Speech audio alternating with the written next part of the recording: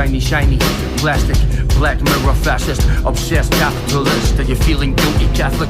Pretty, picturesque Facebook status, happy family and happy marriage, like the magazine pages, superimposed with Photoshop and happy faces, where cancer doesn't exist, and your daddy lives for ages, and the black babies with the swollen bellies are only moments on your telly until you switch it off and put your makeup on. So walk your dog vegan and put your makeup on, posing perfectly pouting and put your makeup on. Hypocrite, selfie, snowflake nation, not making a difference, not voting, not independence, cause it's irrelevant to how your hair grows. You're pretty, and it's a pity that you're prepared to perpetuate your particulars on Instagram and prefer not to educate and overcomplicate an avocado like you know the answers to the problems of this world. Meditation and mindful, how about realistically having kids to feed on minimum wage and suicidal without letting your wife know? Cause I don't kill myself for fashion, not a psycho for the sake of it. Hate the name of it and really ashamed of it. I hate your glossy, double tongue, so encircle, talky, trashy magazine. Like Sebastian's dreams, your friends are just old plastic, and it's lonely out there.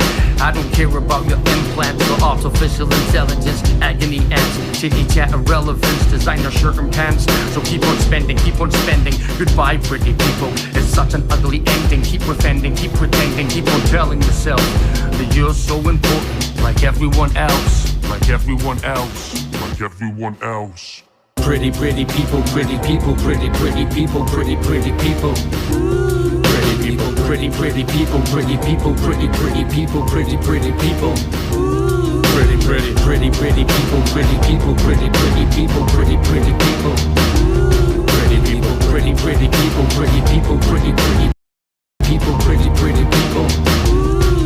Pretty. Fight for your rights.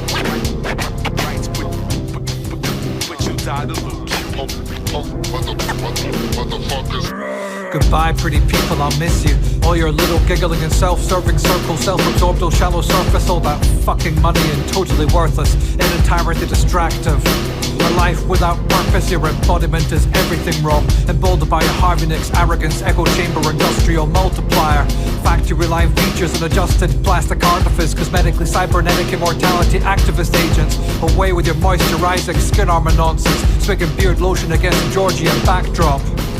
One sleeves tops are a symptom of civilization in decline. Beggars rocking £100 traders on metallic shell toes. Designer baby accessories with perfect lips and a pre-birth sense of what looks fucking fabulous. It's ridiculous, marvelous, purebred, beautiful offspring of the embassy. Laughing at the wannabes that think that greed is power. The hours tick by and all you want is everything endless. You are now living in the culture with a locust consumer, target population, proof of fashion, housing, online grooming saloons. Pretty predator class, deadly privilege picking flesh of the populace fast. The terrorist victim look is this year's heroin chic. Superior models to snap them pop-up bomb sites, popping prescription antidepressants, propping up debris arranged in artistical splatter patterns.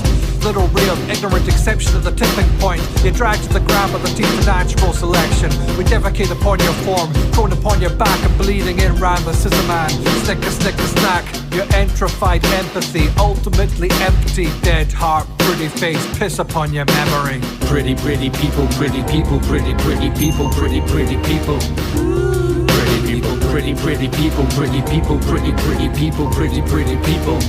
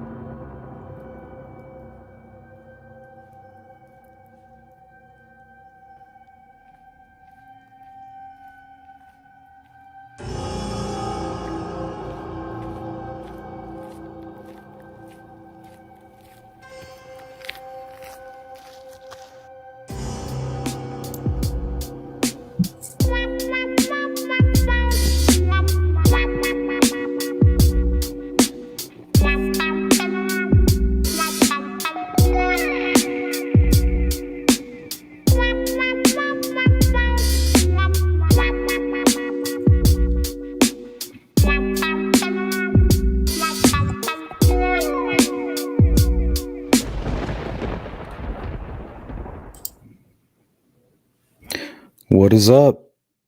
Welcome to another Sleuth Intuition Live YouTube podcast. It's not a show. It is January 14th, 2022. Of course, we're going to get into some Delphi. We're also going to talk about some predatorial crimes in and around Indiana prior to 2017. It's like between 2011, the cases I found, 2011 to about late 2016. But first, we're going to get into some true crime news. I got an update on one of the stories we recently went over. But we're going to start with this here. Overnight, a driver pulled out a gun and shot a would-be carjacker in the city's Fairmount section, and it was just one of 3 separate carjacking attempts that Philadelphia police are investigating from overnight.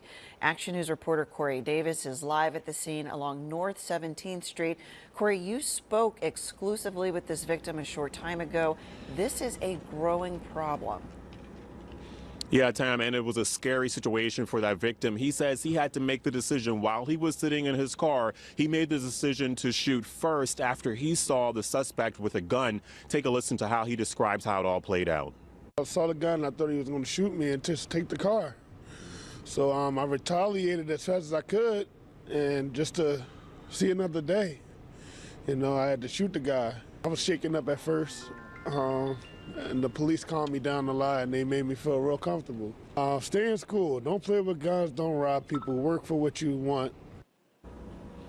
And police tell us the car owner you just heard from there fired at least 5 shots in total just before midnight out there along North 17th and Folsom Street, where we are here in Fairmount. We're being told the 18-year-old suspect who that victim shot showed up at the hospital and admitted to being shot there at the scene.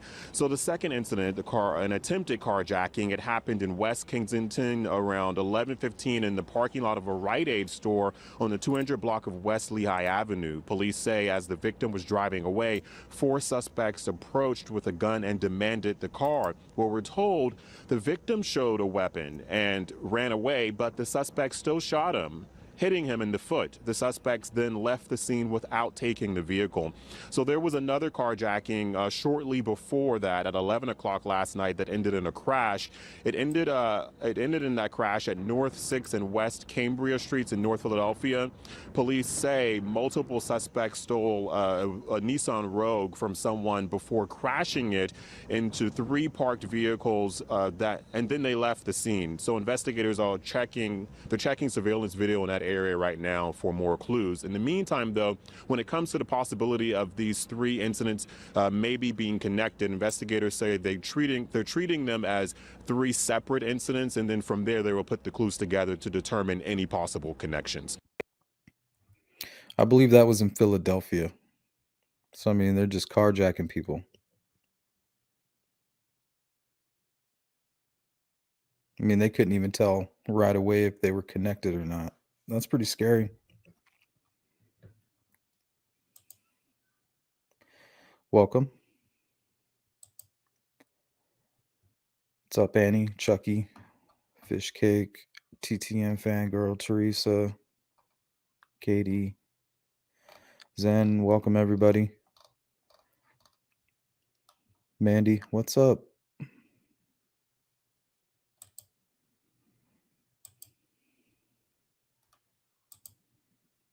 So you got Jenny from the block, and then you got Jen from the suburbs.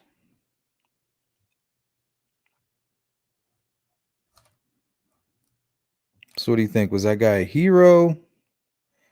Should that be investigated a little further? Or was he right for anticipating the attack and being quick with it?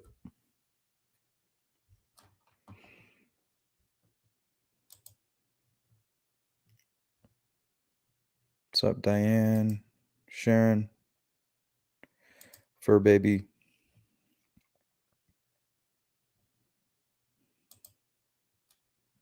Always great to see you, Annie. Thanks for holding down the chat. Appreciate it. And we'll check on that poll. You guys can remind me here in a few minutes. Let me take a look at it.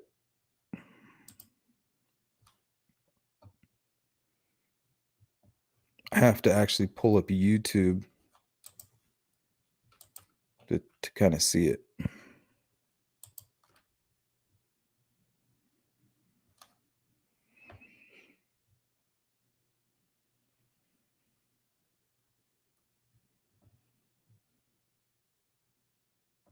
Interesting.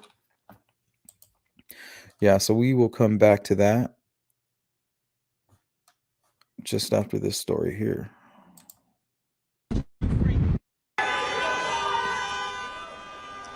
Maintaining his innocence, the suspect in the shooting at a South Florida hotspot bonding out of jail after being arrested last night. We've shown you the frightening video of a man opening fire at Doral City Place over the weekend. Well, let's get right out to CBS 4's Ashley Dyer now. And Ashley, you also spoke to a woman who witnessed all of this. Elliot, that video that she filmed helped lead police right to the shooter. And tonight, she's recalling those chaotic moments that ended in gunfire. What's up, Sean? The woman behind this iPhone camera is Nina Okaroshi. She was walking to her car to grab a sweater when this dude runs up, he punches her. Nina says she saw a man punch a woman. That's when she pulled out her phone and started filming. They drag her hair and then they pull her down the stairs. According to investigators, a man was following a woman, refusing to leave her alone. That's what led to the fight between these two groups of people. They got kicked out of like a club and they was being followed by the other party. During the fight on the staircase, someone was struck with a bottle. That's when this happened. At first I was in shock, but by the second gunshot, that's when I took off. Nina continues to film. So I'm running. Like, as soon as the gunshots go off, I know to just flee the scene. As she tries to get to a safer spot. I was running to hide by the staircase, closer to my car. Police say the man who pulled the trigger, 32-year-old Alex Arnaud, was arrested yesterday afternoon in Homestead. After one night in jail, Arnaud bonded out. It was super terrifying, like, to even see the gunshots right there and it be so close. I was scared for my life because I didn't know if he was going to start shooting at me just because I was recording it. Arnaud bonding out of jail just about an hour ago. He is facing several charges, including attempted murder, stemming from that shooting at City Place. We're live at the county jail. Ashley Dyer, CBS 4 News. Okay. So is that self-defense? Is he a hero? Or is he just another crazy guy shooting at another crazy person? From what I could see, that guy was like hitting a girl, was punching at all kinds of people, and apparently he hit somebody with a bottle. But as soon as the guy pulled out the gun, the guy took off.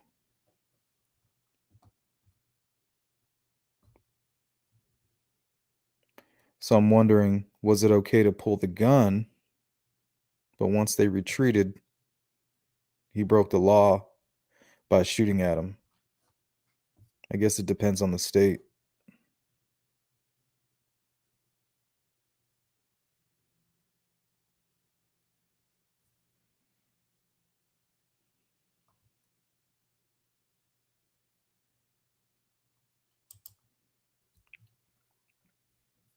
Crazy versus crazy.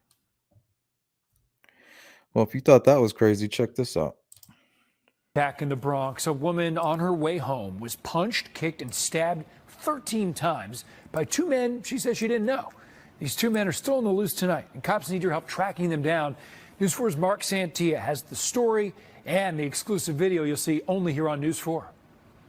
The mother of the victim tells us her daughter has been released from the hospital. She's recovering, and the entire family is praying for an arrest. Exclusive new video of two men who police say attacked and stabbed a woman here on 198th Street near Valentine's Sunday morning. I saw a lot of blood right over here on the floor. Some over here by the trees. There was just blood on the gate. So it looked like she was probably trying to get up and try to get away from it. Sahara Bernard saw all the blood, but had no idea what happened until she saw this video. Oh. Yeah, see, no one deserves that. No one ever deserves that. The mother of the 28-year-old victim, who did not want to go on Thanks, camera, Isaiah. tells us her daughter does not know the men. She did not know why she was followed, attacked, stabbed 13 times, and left for dead. You know, she's a good girl. Living in the Bedford Park section for more than 40 years, Jay says he knows the victim and is disgusted by the violence. I got a sister, a niece, I got to, be more alert now, I guess. Sahara is worried about her safety with these two men on the street. I wouldn't want to see anyone go through that at all. If you recognize the two men in that video, you're asked to call police immediately. You can remain anonymous. A reward is being offered. In the Bedford Park section of the Bronx, I'm Mark Santia, News 4. Wow. Did you see that? That poor lady, while she's getting stabbed in the back by who knows what, looked like some kind of shank. So she's getting stabbed, and she's still trying to figure out what's happening to her. This other guy's like kicking her in the face.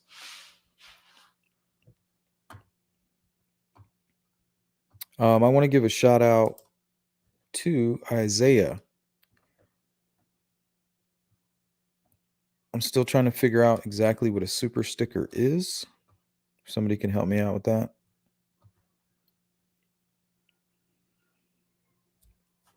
That's pretty cool, man. All right, let me see if I can catch up with the chat here. Plastic forks. See, the thing about plastic forks is, Carol, if you watch any of these prison documentaries, somebody will melt one down and then they'll sharpen it on the cement floor and turn it into a knife.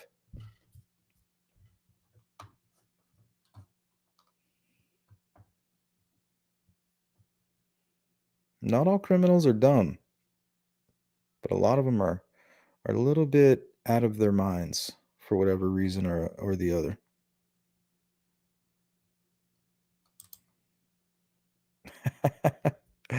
Yeah, we're bringing you the real news.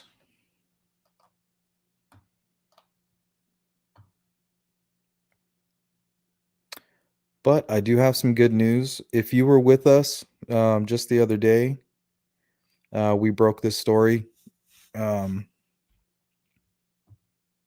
has been an arrest made. So let's watch this.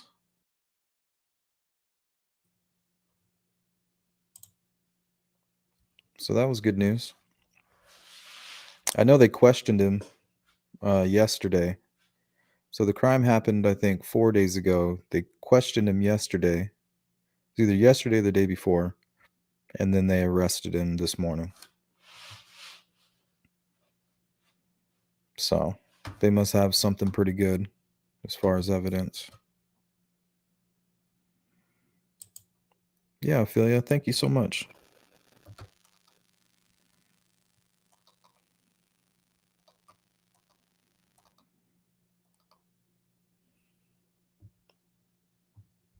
Oh, and whoever bought that hoodie today, thank you so much. But they left a note saying that the prices were too high. So I looked at them and I think we dropped them like another 40% or something like that. So I think all those prices are down too. So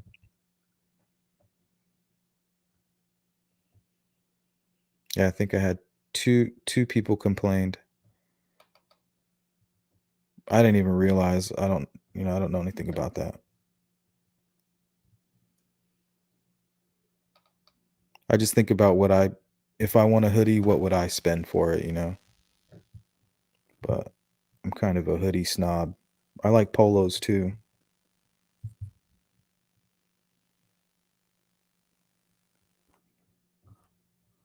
Okay, so now we're going to get into a little compilation I put together. Some of these cases, these all happened before Delphi.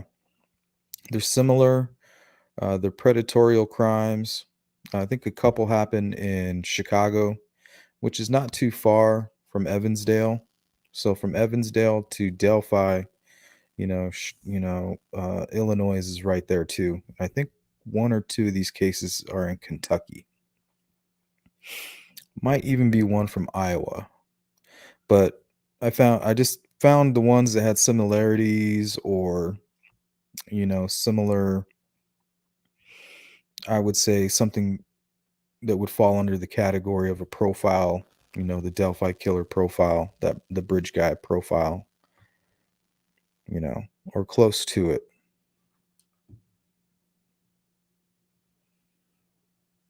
So let's start with this one here. In the deadly road rage shooting of 25-year-old Reginald Hendricks, Metro Police just released a sketch of a person of interest in that case. Police hope that you recognize that man and give them a call right now. Hendricks was shot on the morning of November 14th near East Michigan and State. Police say he may have accidentally swerved in front of another driver. Hendricks was shot in the head. He died just a few days ago on Monday.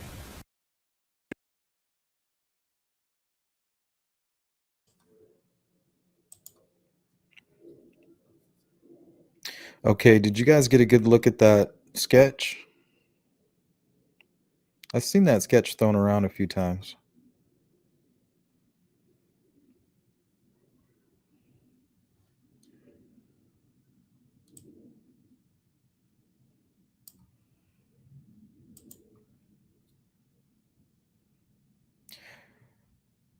If you saw the real person, do you think you could pick him out of the lineup after seeing the sketch? So I want you to get a good look at this.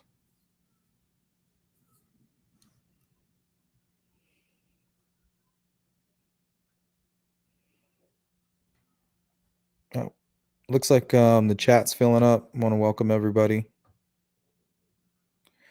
If you're just joining us, what you missed was just some true crime news and update on the Burger King murder that we went over a few days ago. We are going to be getting into some cases in and around Indiana, anywhere from Iowa, Chicago. Majority will be in Indiana, and then a couple from Kentucky.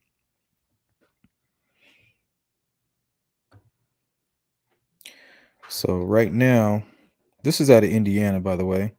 So I want everybody to get a good look at this sketch because there is an update that follows this,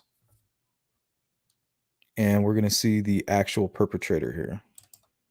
Melissa, that shooting happened on East Michigan back in November near the intersection of North Pine. IMPD announcing today the arrest of this suspect, 45-year-old Christopher Zinn. Investigators say he shot and killed 25-year-old Reginald Hendricks, shooting out all of his windows along the way. Now, it's believed the two first shouted at each other before shots rang out. And that's the latest from the live desk. Melissa, over to you.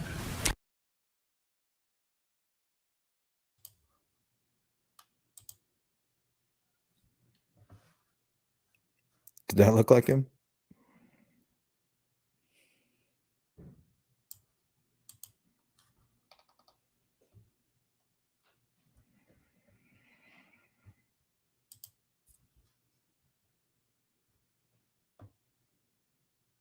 So I wonder if he like shaved or something. I mean, obviously. So put a beard on him. It's kind of the same eyes, those deep, like dark eyes.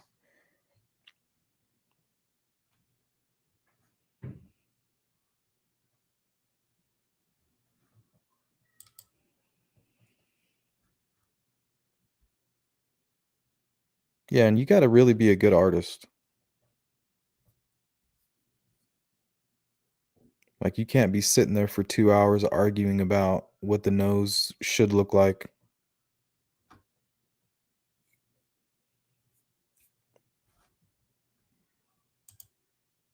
Yeah, I agree with Sunshine Kicks. His eyes are pretty much the only thing, and maybe the nose.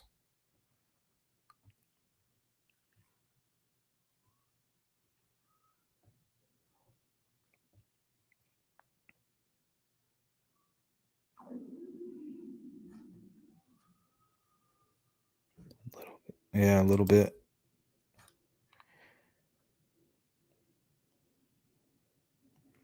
So this gave me an idea. So I'm going to put together some of these like obscure cases where all they have is a sketch, and then I'm going to put together a lineup. And then inside that lineup, I'm going to put the actual person who's responsible for the crime. And I'm going to see if you guys can figure it out.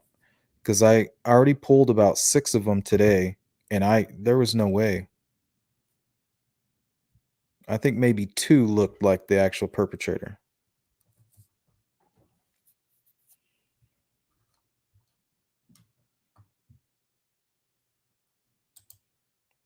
Yeah, the mouth was way different. I think they even had teeth. Maybe he was like growling or something.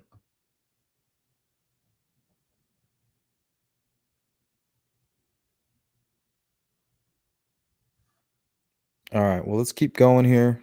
This one's effed up. Check this out.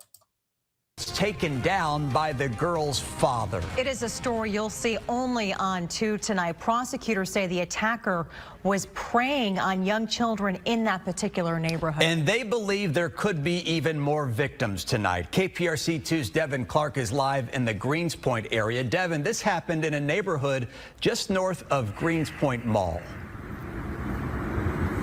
That's right, Christine. Prosecutors described this attack as a brazen child sex assault that took place in a neighborhood right beyond that field. Now, the suspect is in custody, but that child's mother says the pain has not eased at all. It feels like I'm dying inside. And I see my husband, and I could see him dying inside because we couldn't stop it. This woman, who we are purposely choosing not to identify, says her family has been living out a nightmare since several days ago. This happened when my baby was in our house, in her room, and he covered her mouth and told her, shut up. She says this man, 28-year-old Pedro Antonio Hernandez Guzman, forced her 12-year-old daughter inside their home and sexually assaulted her. She's like not in her body.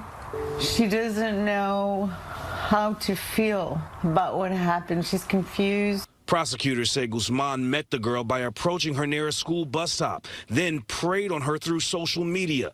After the attack, he came back again, but this time he was met with a surprise. The defendant was still communicating with our victim and actually returned to her home while her parents were there. There was a physical altercation that ensued, but her father ultimately was able to detain him until law enforcement arrived. Neighbors say they had seen Guzman several times before, stalking kids as they walked to and from the bus stop. I'm driving for my daughter. I see he looking me like, oh, who's this? Oh, that's a girl. You better watch the Officials road. fear that there may be more victims and are asking them to come forward. Meanwhile, this shaken mom is looking forward to justice for her daughter.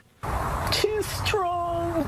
And I told her what she said and told us what happened was a good thing, because if not, this man would have probably continued coming to assault my child. We are told Guzman, who had been deported back to his home, El Salvador, several times, was in this country illegally. He's now charged with aggravated sexual assault of a child, which could get him between 5 years and life in prison. If anyone out there feels that they've been victimized by him, you're asked to call police immediately. Reporting live in the Greenspoint area, Devin Clark, KPRC 2 News. That's what I'm saying, Katie. Like, he's lucky to be alive. But if you look, it looks like his ear got ripped off. Like he may have tried to take him out. Looks like he busted his nose up pretty good too. Yeah, his nose is shattered. And look at his ear. It's like torn off.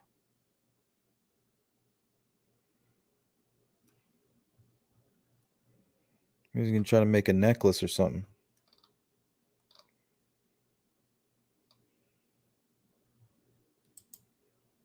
Oh yeah. Don't get me started.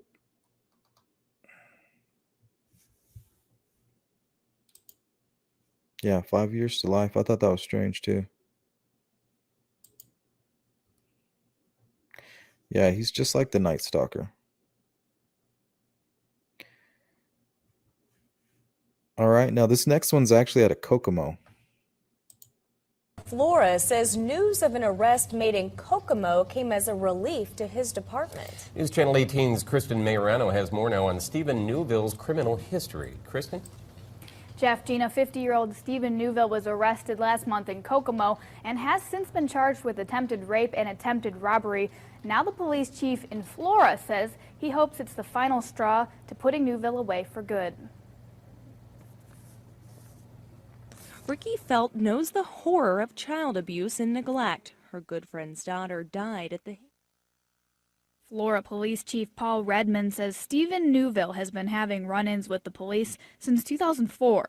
Mainly voyeurism to criminal trespass, more voyeurism.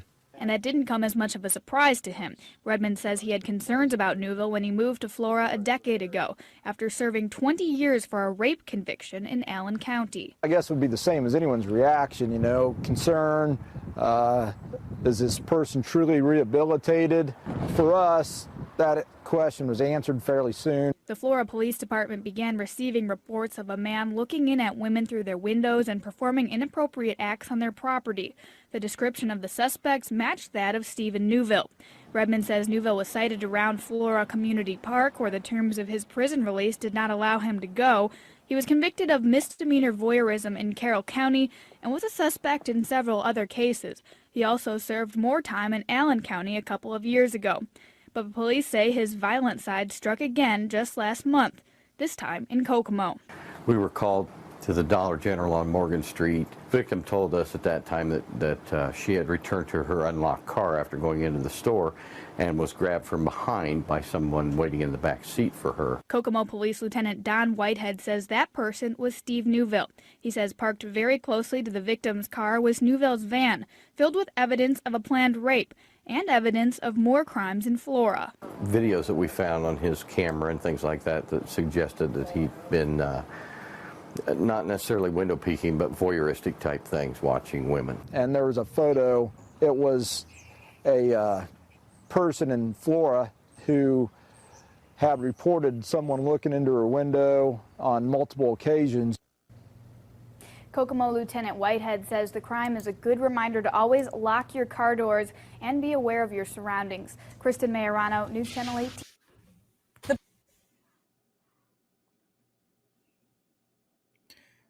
Man, just imagine you catch somebody peeking through your windows. Like, how do you just not go crazy?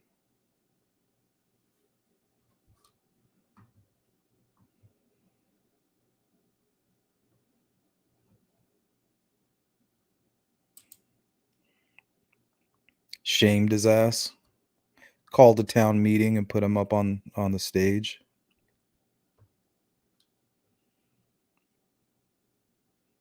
Some medieval shit.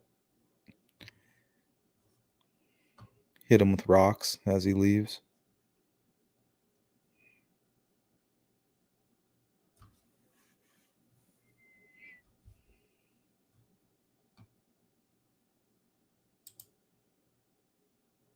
Yeah, that's what I'm saying.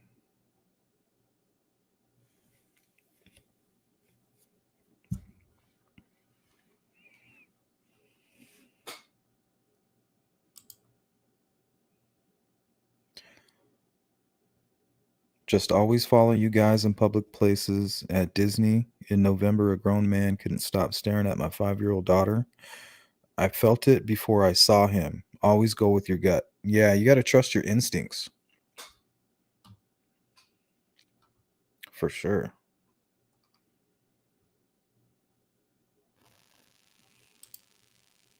Damn, Manny.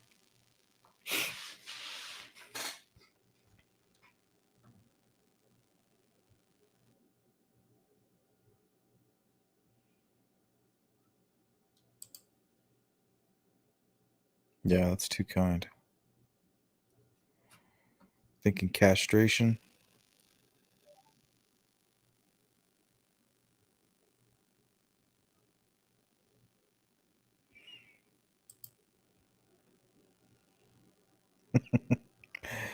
Try sneaking back in town to get some food and he gets his ass beat every time. That'd be nice. All right, here's another sad story. But we begin with the horrible murder of this girl more than a decade ago. Now the FBI and police come together to put some heat on this cold case. Good evening. I'm Erica Sargent. And I'm Rob Johnson. An FBI task force is now stepping in. Alexandra Alex Anaya was last seen in 2005 in her Hammond, Indiana home. Part of her body eventually found in the Little Calumet River in Chicago. CBS 2's Mai Martinez joins us live at the FBI's Chicago office with the renewed effort to solve this case. Mai. Rob, the case was brought to the attention of the FBI by a Chicago police detective assigned to that joint task force who thought the FBI's resources could solve this case after all these years.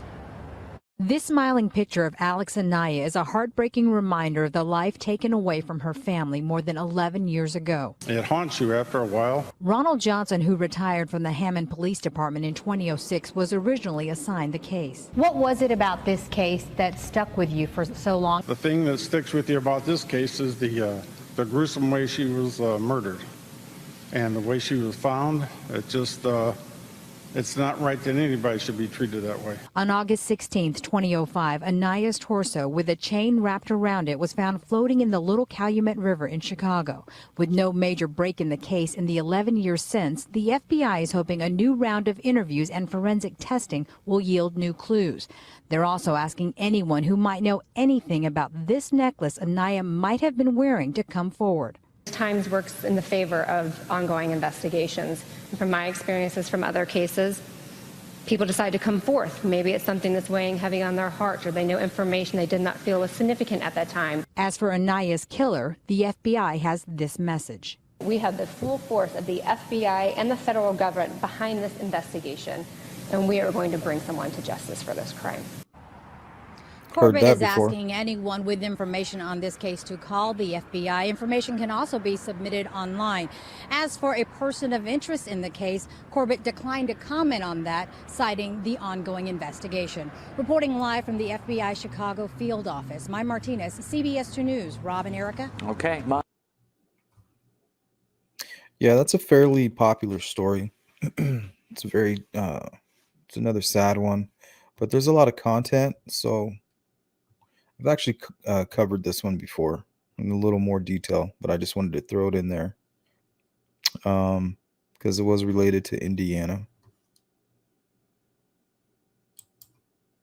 The news search for a man who's been attacking women on the Saguenay Trail.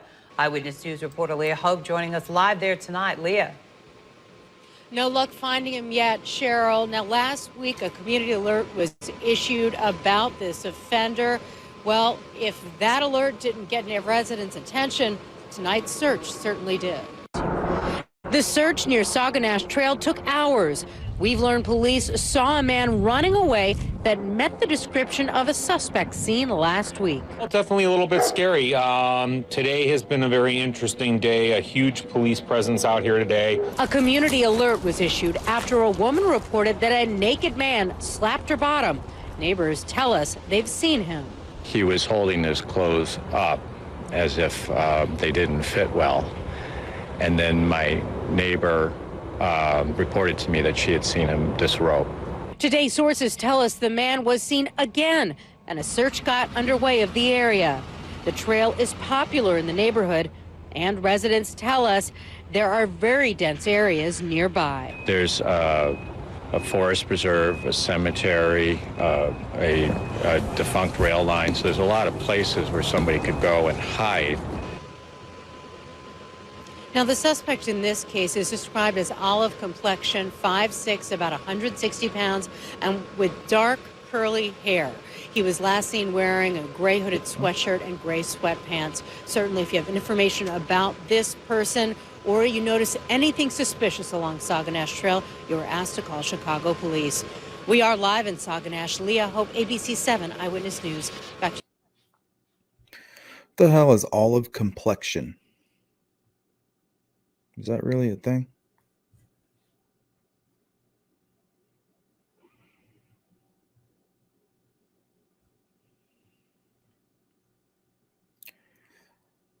Okay, now be honest, ladies. You're out for a walk, you're walking the dog, you're on the trails. Out jumps this naked guy, smacks you on the butt. What do? Apparently that's what he did.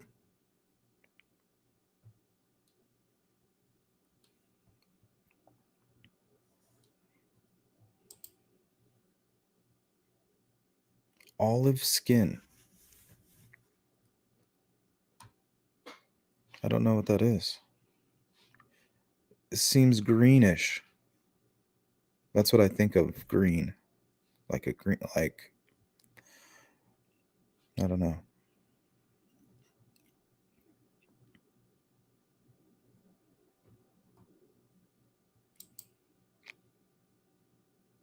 Oh, okay, that makes sense. Now I get it.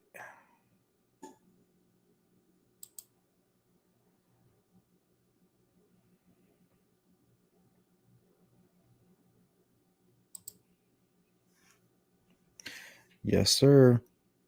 Trying to find a pattern.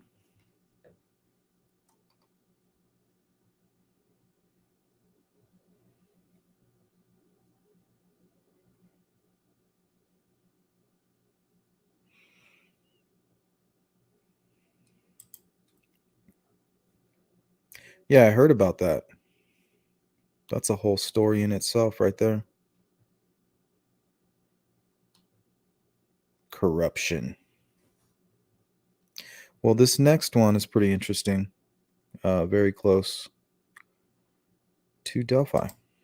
And convicted of child solicitation is a person of interest in an attempted abduction in Carroll County. News 18's Samantha Tiki joins us with the latest on this investigation. Sam. Gina, Carroll County Sheriff's deputies believe 31-year-old Kevin Jameson of Lafayette is a person of interest in that attempted abduction on Tuesday. And now he's behind bars in Tippecanoe County. But it was his alleged involvement in the attempted abduction that led to his arrest.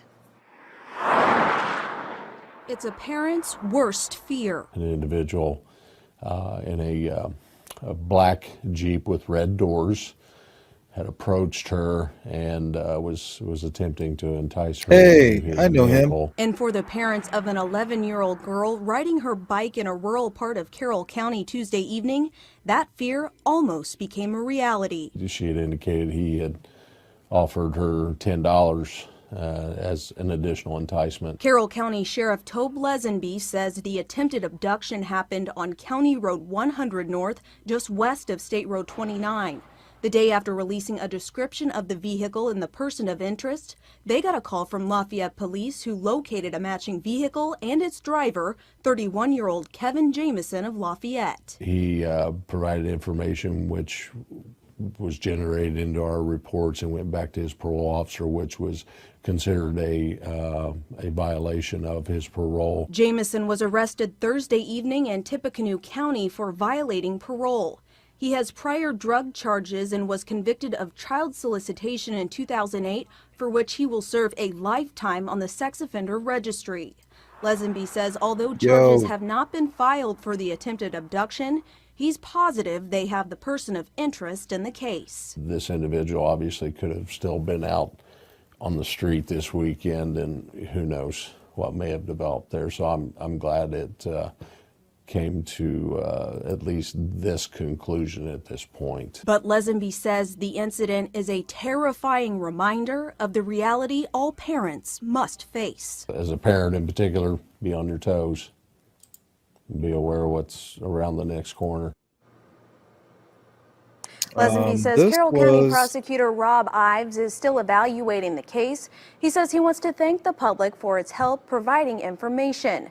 Jamison is being held without bond in the Tippecanoe 2015. County Jail. Samantha Tiki, News 18. So he's probably out. Yeah, I've been looking for information on this guy, so I don't know if he's still locked up or if he was out. So that's some homework for somebody out there. Okay, now some of these are pretty familiar with you web sleuths out there. Child killer and sex offender released in Northwest Indiana. He's out of prison, and police want to make sure the public knows about it. Eyewitness News reporter Rob Elgis live in Gary with new information on his whereabouts tonight. Rob? Ron, the Lake County Sheriff says Richard Dobeski is here in Gary and will register at a homeless shelter with his address. Now, it's important to note he is not wanted for any crime, but police believe because of his violent past, it's only a matter of time before he strikes again. Could this unassuming building, one of 3 homeless shelters in Gary, be convicted killer Richard Dobeski's new home? The Lake County Sheriff says Dobeski was dropped off at a shelter in Gary. He has 10 days to register as a sex offender, or a warrant will be issued for his arrest. Also committed a double homicide about 50 years ago. Dobeski served 4 decades for 2 brutal murders in Long Beach, Indiana. His victims were 6- and 3-year-old siblings. Thought he'd be incarcerated for the rest of his life for murdering 2 young children. But he was released in 2003 and years later convicted for child molestation and possession of child pornography. He's not capable of being able to be in society without maybe conducting another sex act. Dobeski is out again, released last Thursday. Law enforcement throughout Northwest Indiana used social media to track him and share his whereabouts with the public. Tonight, the Lake County Sheriff says he's in Gary. So to be clear, he's not wanted for anything right now, but Dobeski, if he does not abide by that time, that 10-day time frame, law enforcement says it can and it will go after him. Live in Gary, Indiana, Rob Elgis, ABC 7 Eyewitness News. Kathy, back to you. Okay, Rob. Okay, now this is what's interesting about this one here. So that was July 20th of 2015, where they said if he doesn't comply with the court orders to register as a sex offender. And I think they were already like 7 or 8 days in at that point. Well, check this out. This story broke 3 days later. Convicted child killer and molester is back in jail at this hour in Indianapolis. This is a picture from the Marion County Sheriff's Office after investigators arrested Richard Dobeski this afternoon there at the Central Library. His charge, failing to register as a sex offender. RTV6's Chance Walzer has been following the bizarre story all evening long. Chance is live with what he's now learning and why Dobeski, originally from Northwest Indiana, is now in Indianapolis. Chance? He mentioned police took Dobeski into custody earlier this afternoon. Witnesses who were inside when it happened tell me it was done very discreetly. They say if they hadn't just been looking up at the time, they wouldn't have known that there was any commotion going on. The Marion County Sheriff's Office later tweeted out the picture that you saw of Dobeski in handcuffs typing "captured." He is now being processed into the Marion County Jail, charged with failing to register as a sex offender. This is a story we've been following all week. Dobeski recently made his way to Indianapolis from Northwest Indiana after doing 2 prison stints, one in the 60s for killing 2 kids, the other in 2008 for a child molestation conviction. Again, witnesses here at the library this afternoon say his arrest took place quietly without incident. Live downtown tonight, Chance Walzer, RTV6. Yeah, so they thought he was in Erie.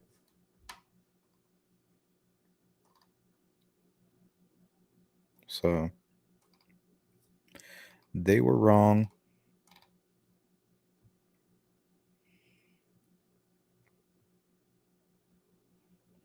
Oh no, I'm sorry, not Erie, Gary. Even though Gary is a little eerie. What's up, Callie?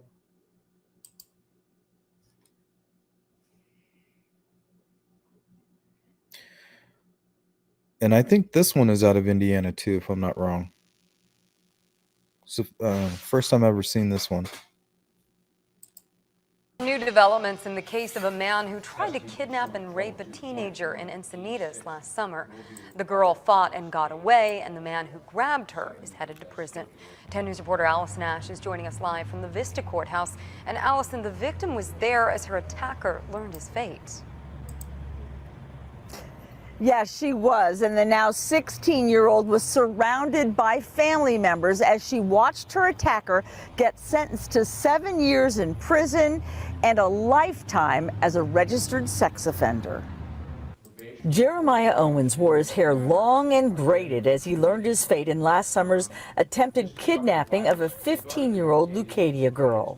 She hopes that Mr. Owens in the future understands that he cannot commit a crime like this against any woman. The girl, whose name we are protecting, sat at the back of the courtroom as her attacker got 7 years. Her dad calling it a relief to have this ordeal over. It's been haunting us in so many different little ways, you know, so being able to kind of sweep it on the rug and get moving on is kind of a good feeling. Because Owens changed his plea to guilty, the teen won't have to testify again about the day she was waxing her surfboard when Owens attacked, trying to drag her to an accomplice's truck. She fought him off and ran inside the house, locking the door. Yeah, this one's out of California. Thank God we got her back. Thank God nothing like horrific happened, but it's just the thoughts haunt us. You know, just a lot of things still haunt us, and so, like, you know, I don't know. It's just you don't want this to happen to anybody. Although the family is glad their ordeal is now over, the dad says he wishes the punishment was more fitting for the crime. I personally thought it was a little bit heavier of a crime. If this was in Texas, how much longer would they have been in jail? We're in California, and you know, maybe it's a little more lenient. Owens could get out of prison in 5 years with credit for time served. He's been ordered to stay away from his victim for 10 years. What? Owens' accomplice, Christopher White, changed his plea to guilty here this morning. He will be sentenced sometime in the middle of next month. Now, coming up new at 7, how the victim in this case is using her ordeal to help others. Reporting live in Vista, Allison Ash. Dude got 7 years. That's crazy. So how does that happen?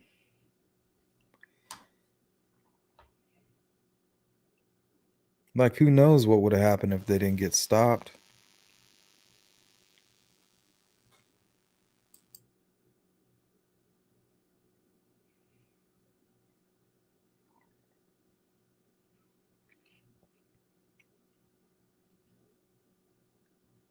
Trackers.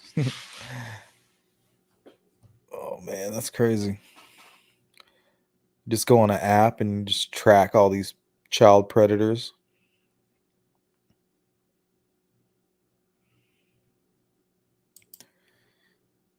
What's up, Jenny?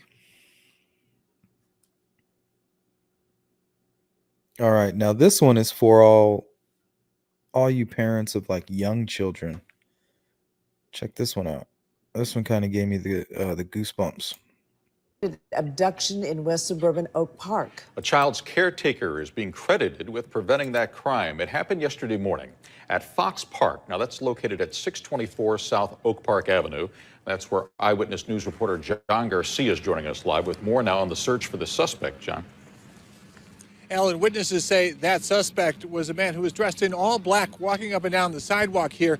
At some point, he stopped by this fence, reached his hand in through, and was high-fiving with a couple of the kids here. Then he reached over the fence, picked one of the kids up, and started to walk away. That's when the other adults, including that caretaker, started yelling, so he put the child down and walked away. It's a little chilly and overcast, but that's not stopping Marissa Munoz's two boys from playing in the park. They live nearby and have been coming here for years. But today, she's keeping a little closer eye on them after someone apparently tried to abduct a child here yesterday. When I go to the park, my concern is them. And so you hear about this stuff and you hope it doesn't happen to your own child. Oak Park police are stationed at the park today, keeping a close eye out for the possible suspect who walked up to the fence at the park yesterday, called two kids over, high-fived them through the fence, then reached over and picked one of them up. He was starting to walk away when other adults, including the child's caretaker, stopped him. I can't speak intelligently about his motives, but what I can tell you as a parent, it's inappropriate and very disconcerting. Police say witnesses noticed the man walking by the park speaking a foreign language, then stopping to call the kids over in English. Police say the suspect is 25 to 35 years old, about 5'10", with a stocky build. He has a dark complexion, was wearing a black hat, black long-sleeved shirt, black pants, and black fingerless gloves. Police say at the very least they'd like to talk to him. I can't say enough for the citizens that were present and also the amount of detail that they provided with the description. The police say they are working on a sketch of the suspect. There are also security cameras on the Park District building here, which may have captured an image of that suspect. Police still working to confirm that. Live in Oak Park, John Garcia, ABC 7 Eyewitness News. Linda, back.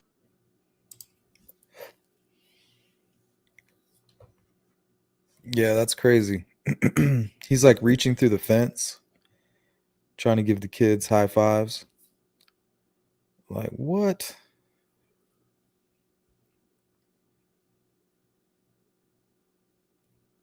Just think, what kind of mind, like what kind of mindset would somebody have to be driven to take those actions? Like, you have to be out of your mind.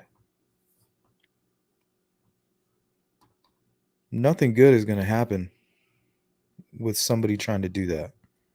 They're not trying to take your child and give them a better life in Willy Wonka's chocolate factory. Like, that's not what they're trying to do. These guys are completely possessed by some urge.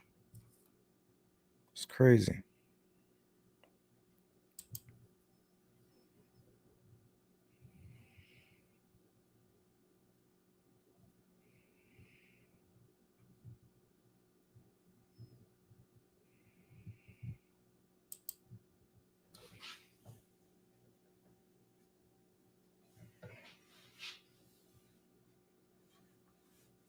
Yeah, that's true. All right, let's keep it moving.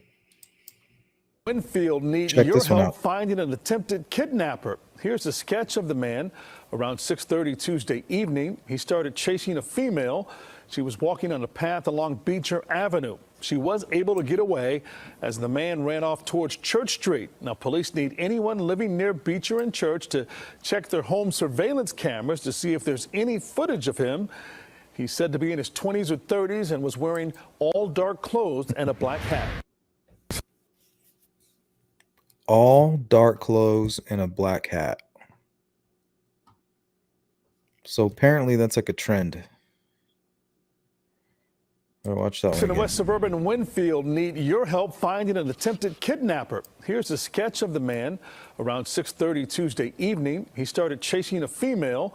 She was walking on a path along Beecher Avenue. She was able to get away as the man ran off towards Church Street. Now, police need anyone living near Beecher and Church to check their home surveillance cameras to see if there's any footage of him. He's said to be in his 20s or 30s and was wearing all dark clothes and a black hat. Not a whole lot of good news tonight, unfortunately.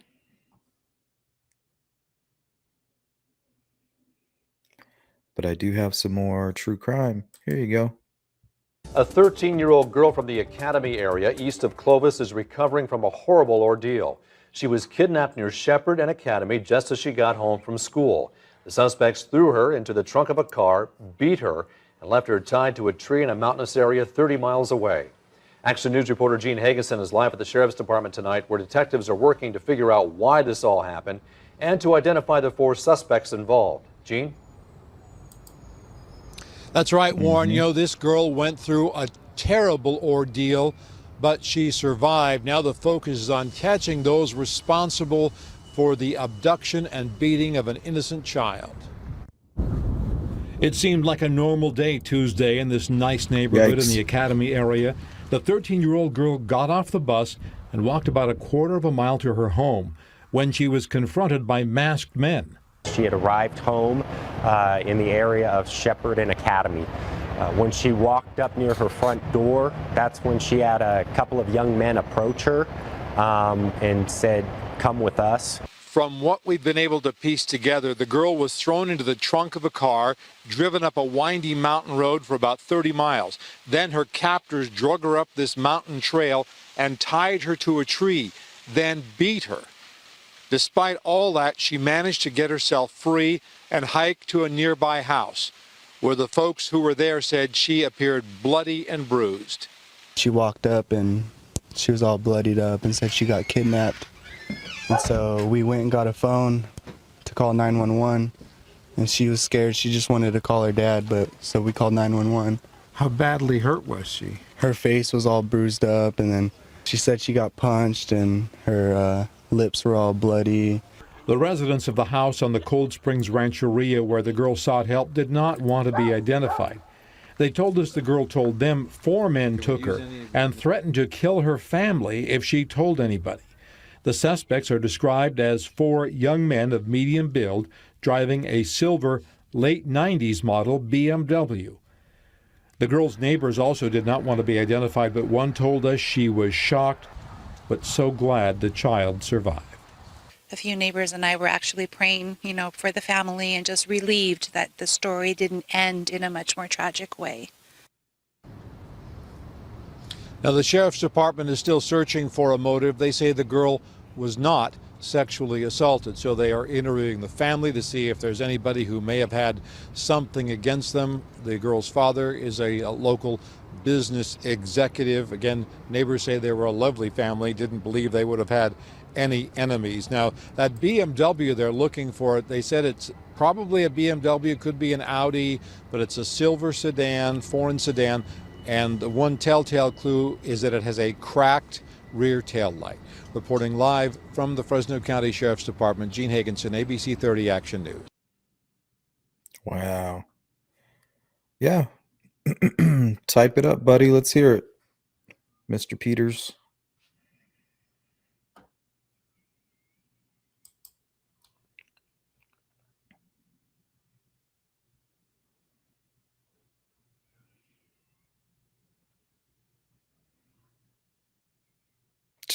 Everybody's trying to track these guys. Put like a microchip in their skin. Should just tattoo their whole face red.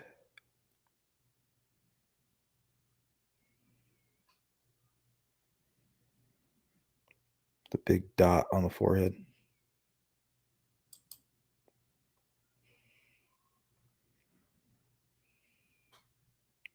Let's see what John Peters is talking about. A woman who was friends with Becky Patty had her Facebook hacked, and the URL was changed. Hack.rrr with Arabic text.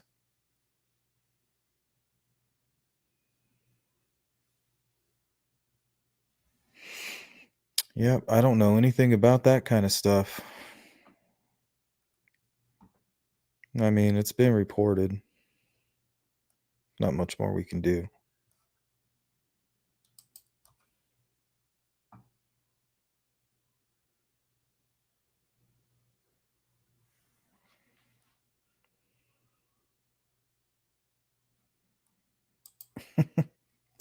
Jen from the suburbs. Love the Dexter idea.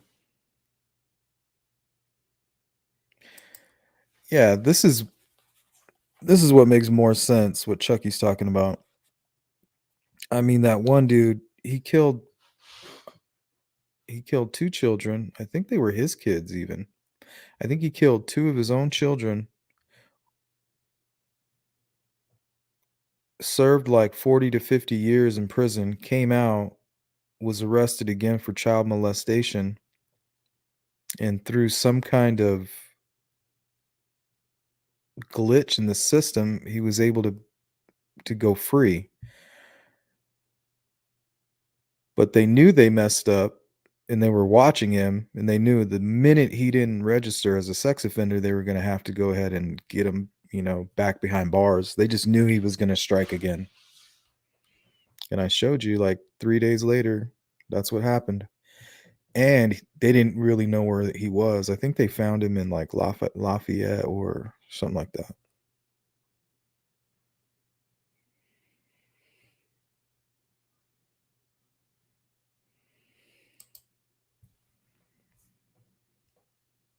John Peters, huh? That's strange. Who do you think that was? Who would do such a thing?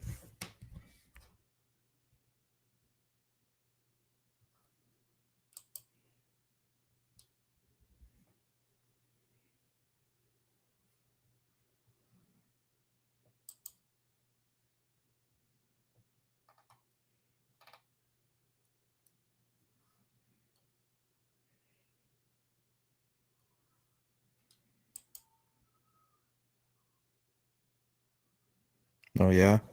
Did you play sports? What?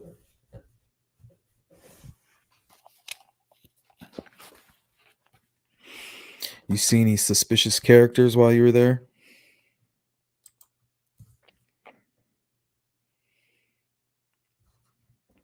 All right. Well, let's keep it moving. I got one more story. It's pretty interesting. And it is in Indiana. And then we are going to dive right into the Delphi double homicide in just one. I think it's like a minute. It's like a quick one. Story, take a look at your screen right now. Now, these may look like two normal teenagers, but these Muncie High School students are now on the run, wanted for murder. RTV6's Liz Adiola joins us live with the new connection to Indianapolis and the search for these dangerous suspects. Liz. We're live downtown. This is where Muncie police believe the victim from this weekend's fatal shooting purchased drugs within the city of Indianapolis before bringing those drugs back to Muncie. We checked court records and found that 24-year-old Rafael Rodriguez was actually on probation for a drug charge before he was killed early Sunday morning. Police say they got the call that someone had shot 2 people in the chest and another person in the leg at a home on Canterbury Lane. Officers believe this happened during a robbery that was drug-related. 2 men survived that shooting, but Rodriguez died. Police arrested a man and a woman in connection to the crime, but they're still out looking for the suspects who pulled the trigger. According to Muncie Police Chief Steve Stewart, it was these 2 teens, Mason O'Neill and Marcus Wilson. O'Neill is 6'4", 170 pounds with brown hair and brown eyes, while Wilson, the second suspect, stands at 5'10" with blonde hair and blue eyes. Please take a close look at these photos because officers say both of these teens are considered armed and dangerous. That's why we want to get them in, get them off the street. That's why I encourage them to turn themselves in. That would be the proper thing to do. Take responsibility for your actions. Police say if you have a tip or know where those teens are, they want you to call 911 immediately. You can also leave an anonymous tip at Crime Stoppers. That number is 765-286-4050. That's 765-286-4050. Reporting live in Indianapolis, Liz Adiola, RTV6.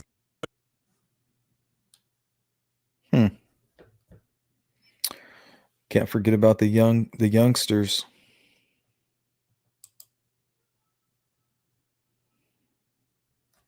All right, let me grab the results of that poll here.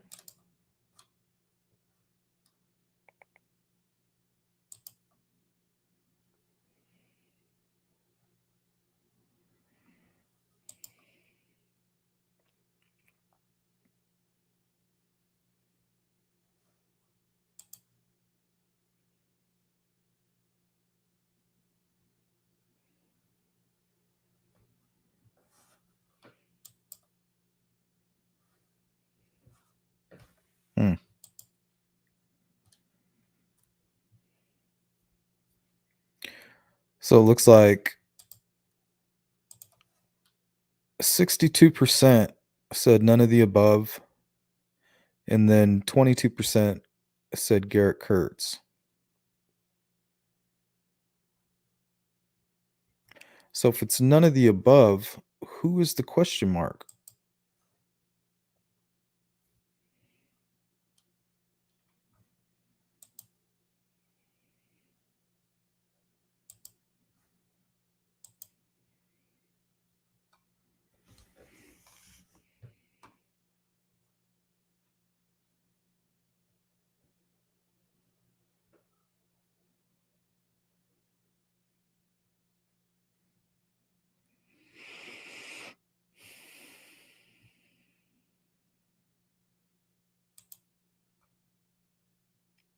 Who's that? Is that the guy that Greeno just made a video about?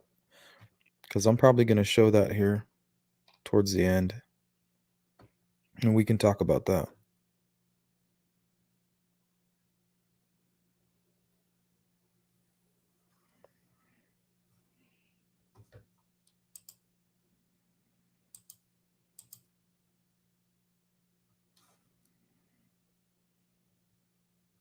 Let's play some audio. This is an old video I made. It's on YouTube.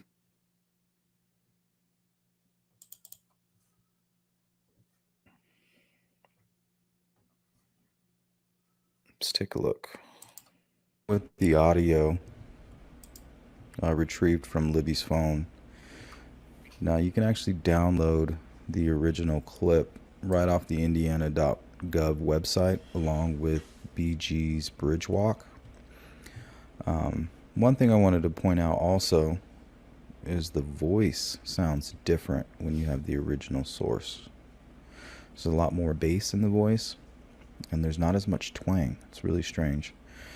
But there was something right here. So what you're seeing here is guys, the anomaly, and then right about here is down the hill. So in between this, there is something I've located that I can no longer ignore. And that's what I'm going to play here. So I'm going to play the original a few times. I'm going to play the anomaly by itself. And you can kind of see how I broke it apart. So here's the original, here's the anomaly by itself, and then this will be them together. That's what you're going to be hearing now.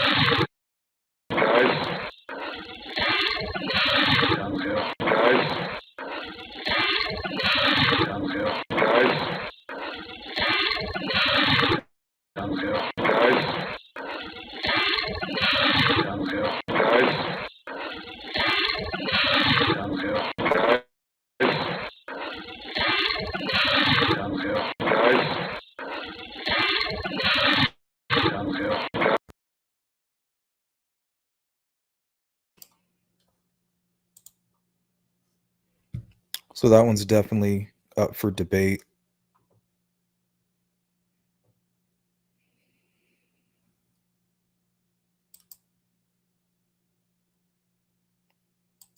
Yeah, it definitely sounds like something.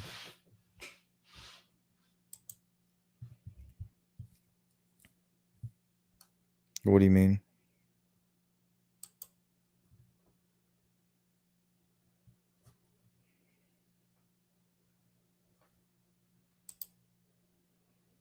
What are they saying? I don't know what they're saying. That's just what I hear. That's the closest thing I could come up with. Let us go, or let's go, or let go, or I said no. Something like that.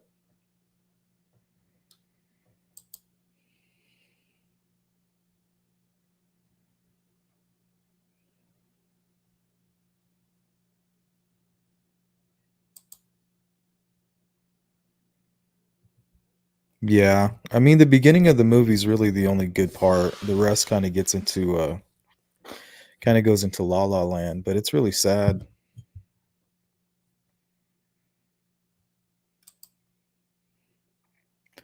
That's what I said. I literally downloaded it.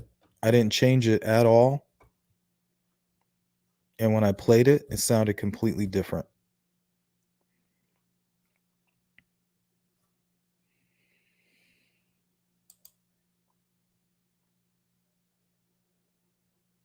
I think it's possible. I think KK could be our bridge guy. With help, somebody coming from behind the girls while they're distracted. They're like, yeah, who knows what they were up to. One day we'll all know.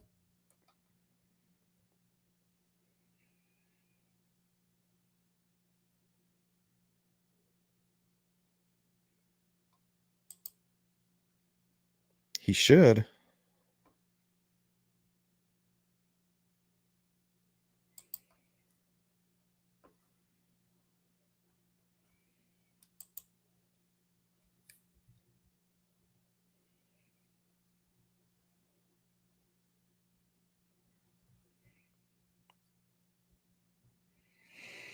Yeah, this person could have been a little out of their mind, but also very careful. Just because you're out of your mind doesn't mean you're not meticulous. Your motivations are just a little skewed by the hallucinations and the voices.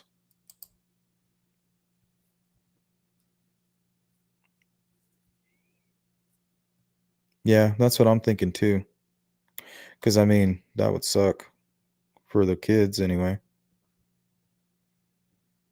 They find out that their father's a murderer.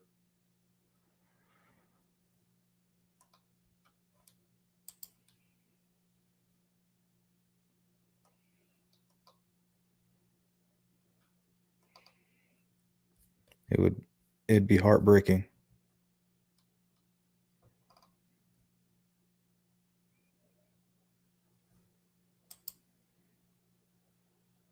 Yes, I believe he's wearing a wristwatch on his right hand.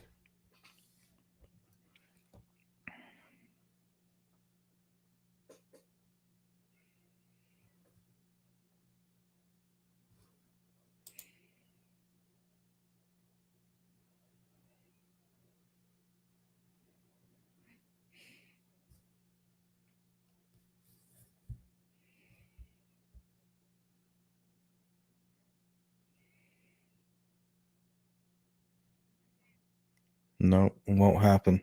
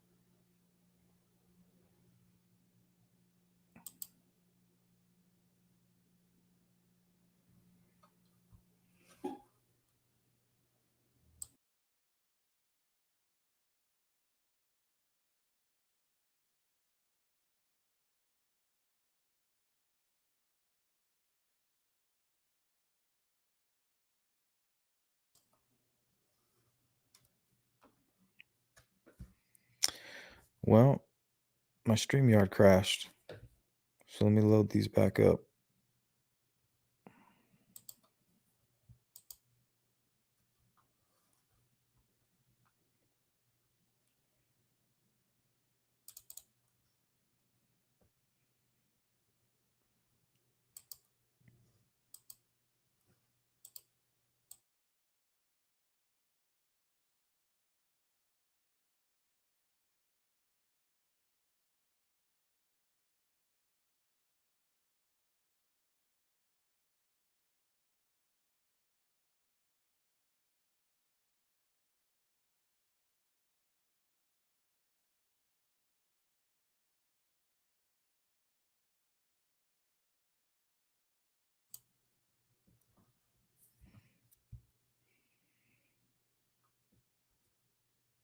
That's interesting.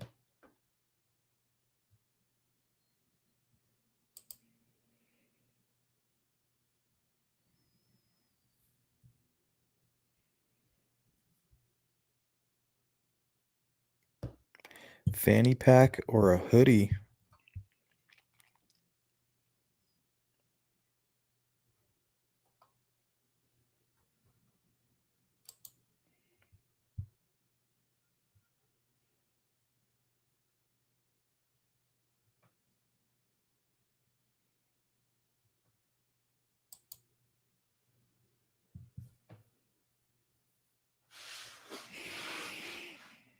Hmm.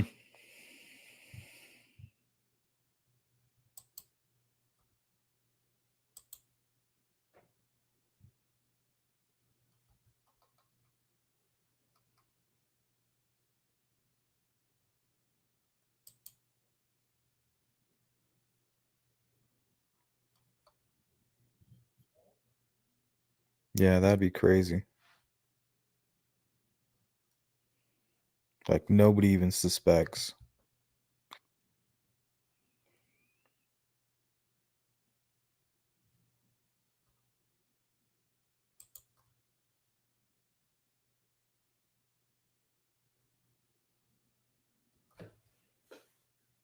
Who's that? Let's look at this one by itself. I did this one just before the show. Or excuse me, the live YouTube.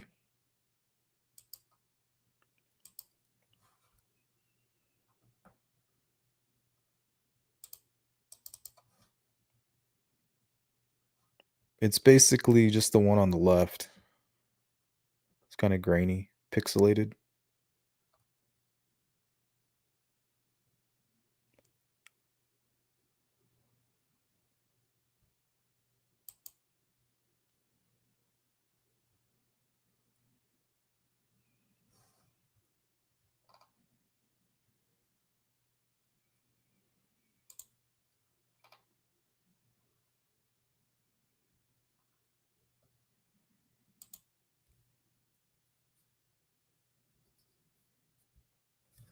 And why do you say that, Mandy?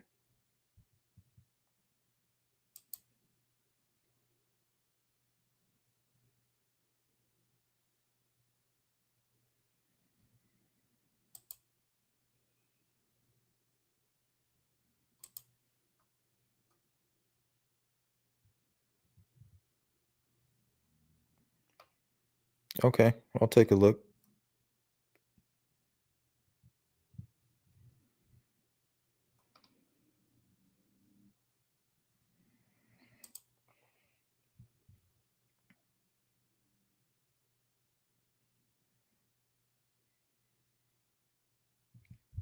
To me, it looks like a hand with a brown glove, and that glove may be holding a gun, possibly.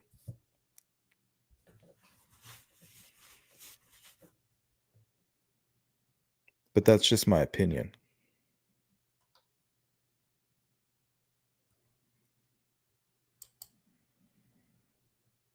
True Crime Maria says either fanny pack or hoodie with something heavy in the front pocket. That's what I originally thought as well. That's what it looks like.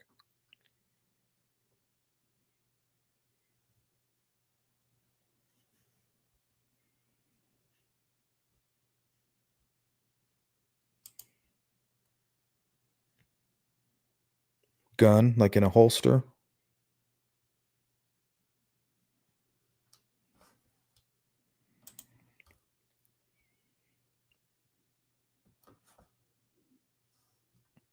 So I'll play this one a few more times.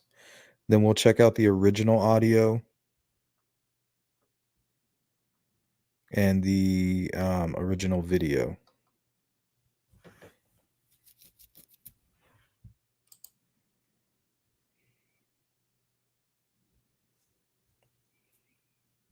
It's hard to tell.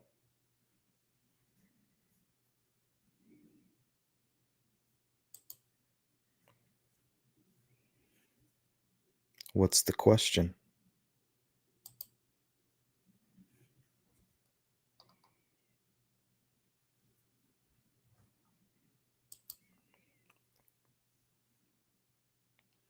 Yeah, Kurtz is very interesting. Yeah, if you want to talk about a person of interest regarding the Delphi murder, the double homicide, man, it doesn't get any better than that, dude.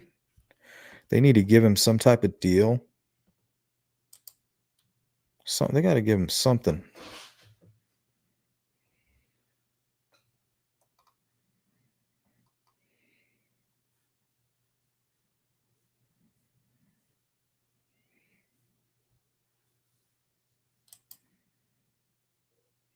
Yeah, like somebody used a ruse. Like, all right, you guys can't go back across that bridge, Come with me. Let's go this way. I think they went all the way up that private drive up to that house and right back behind it down the hill.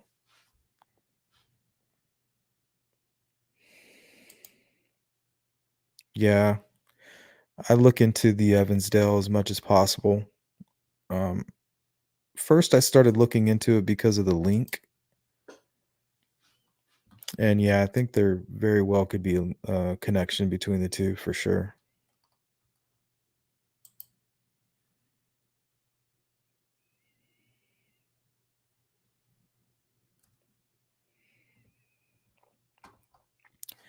Speculation. Oh, Glenn, I didn't even notice that, buddy. I thought you were going to sleep, man.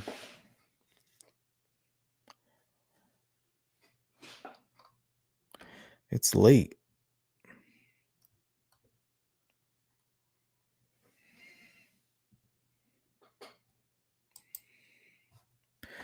True Crime Maria. Since the day they released that photo, I've always thought he was holding a gun up underneath the jacket. It's easier to see if someone has done that to you before.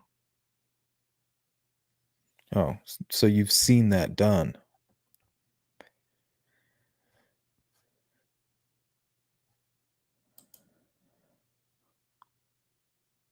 Yeah, he's very familiar.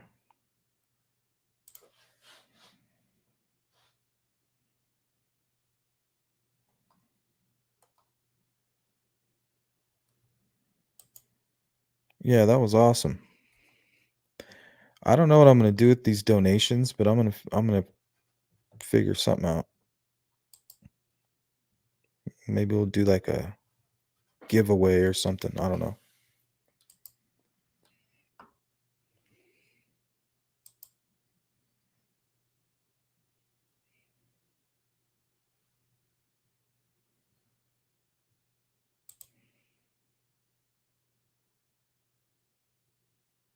Oh, yeah. Yeah, COVID was no fun for me either. All right. Let's get rid of this one. And let's listen to the original audio. Now, the original audio, what I mean by that is this is what was released to the media and put out there for the public.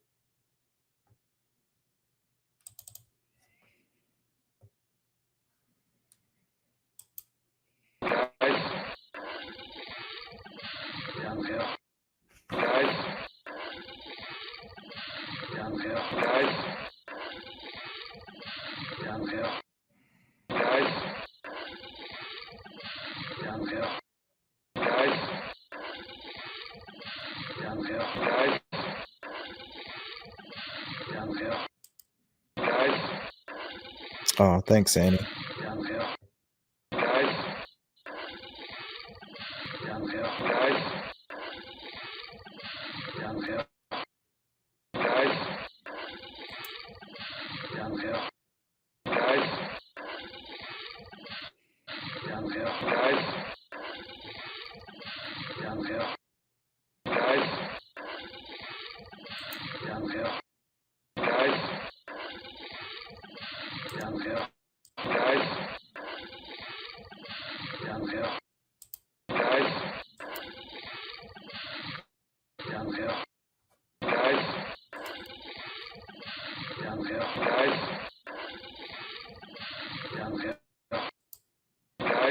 You just woke up.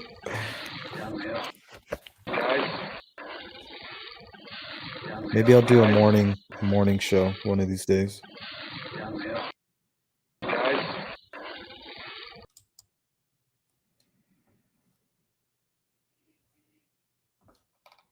So that was the original audio.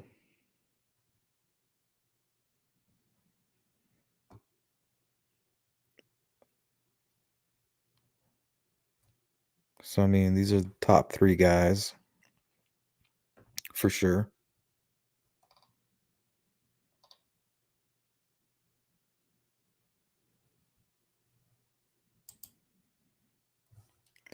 Well, we were watching a story the other day. I was playing on one of my lives, my YouTube live streams here. Now the person,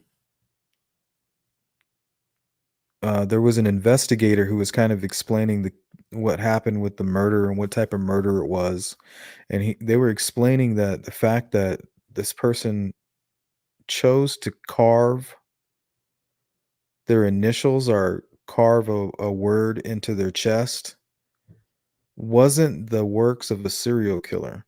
It was more somebody who was passionate about something. So I always had that confused.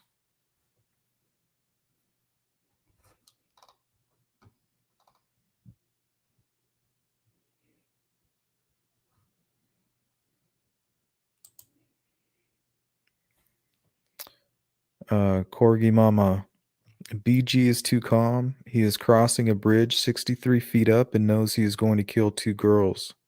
It's broad daylight. Where's the adrenaline? Yeah, he seems calm. He seems calm. He seems ready. But he also seems like he's not the one who's about to do most of the work. If that makes sense.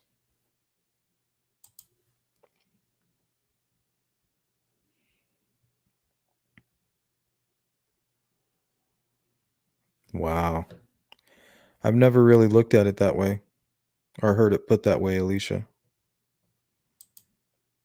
It's kind of creepy.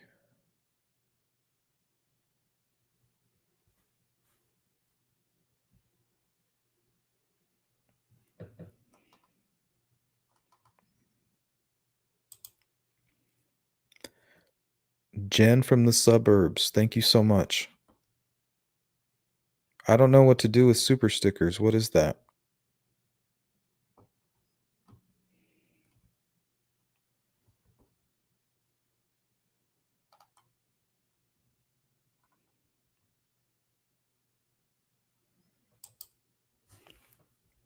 Amanda Clark says, I'm thinking his signature items have something to do with religion or anti-religion. They give baptisms in Deer Creek. Yeah, I saw videos of that. You remember the part during the press event, the presser? Remember when law enforcement says, Micah, will you get the lights? Or something like that? Because they were using a church. And I think that same church, I think the pastor at that church's name is Micah.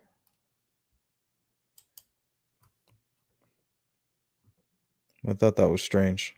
You remember that part? Micah, would you get the lights?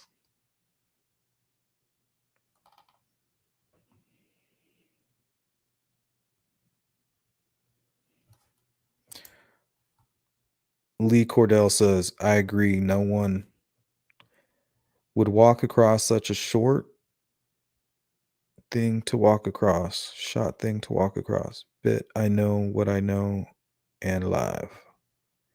And live. Know and live. Yeah. Or at least been there a bunch of times. or at least went there and scoped out the place. He could have been trying to kill somebody else. We don't know.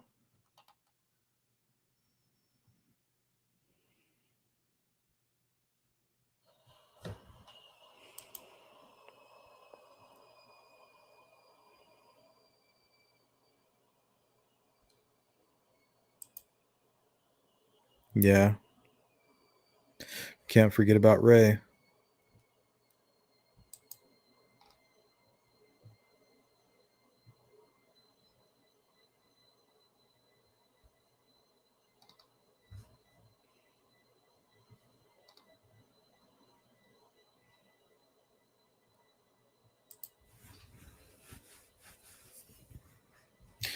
John Peter says, I think KAK may have seen some strong circumstantial evidence of the girls' bodies on his phone and subsequently knew he had to delete them, or he killed them with his dad helping with an alibi.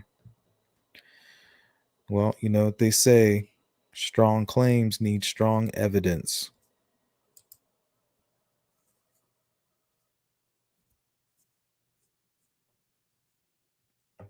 Yeah, that's very possible. But I did come to the realization that the thing on his arm is not a patch. It is now my belief that it's just a zipper. And that's it. It's a zipper.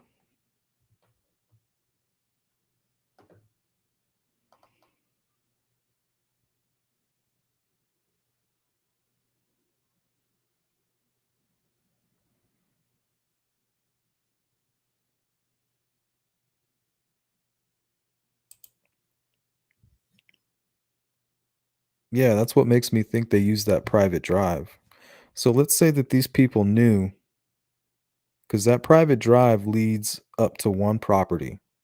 It only goes to one house. Boom. Goes right up to the driveway. So let's say they're at the bridge, scoping it out the days, before the crime, and they realize that these people are snowbirds, you know. They're like, okay, yeah, we can use this area.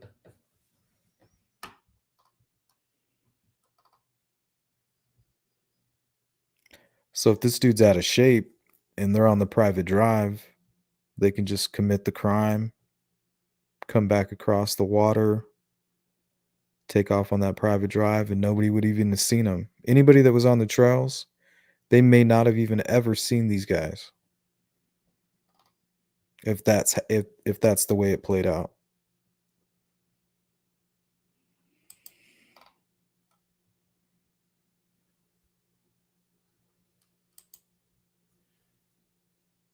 Well, you got to realize what you're seeing, it's a lot of motion blur. The bridge guy, in my opinion, is a lot more slim than what you think.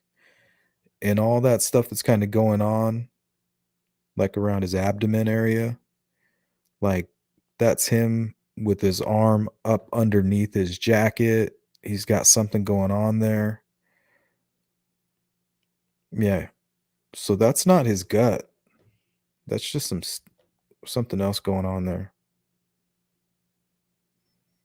Mixed with a couple layers.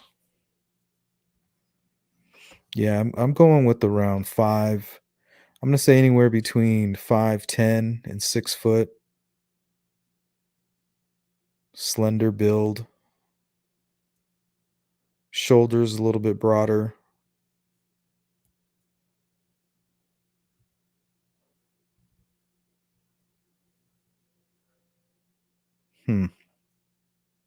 I'd have to say anywhere between like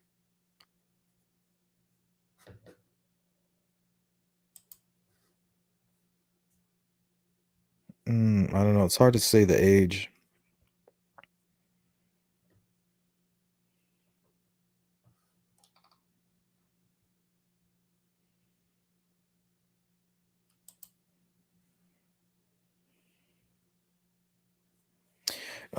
Klein at the time during the crime, who knows?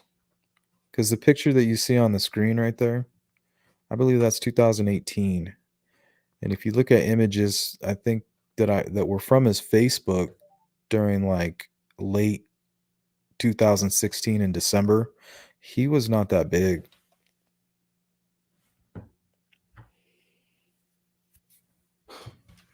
So I mean, it's possible. We really don't know what's going on with this image. We just need to see the original. Like, I would like to know what it looked like on the original image. Like, how big really was it?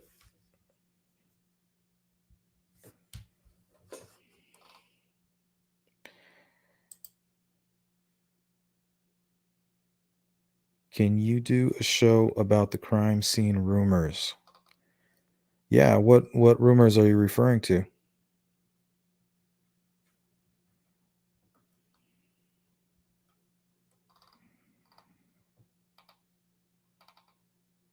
Oh, you're talking about like the dolls and the knife and all that kind of stuff.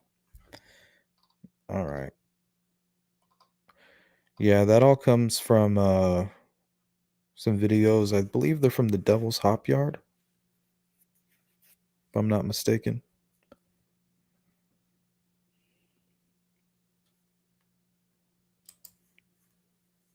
Thank you, Ophelia.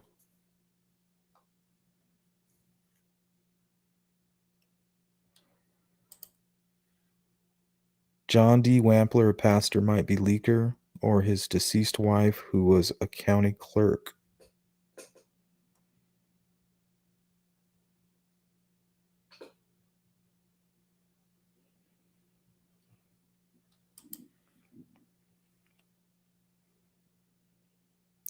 KK's dad had a pic of someone in law enforcement on his profile, an older pic. Connections to law enforcement.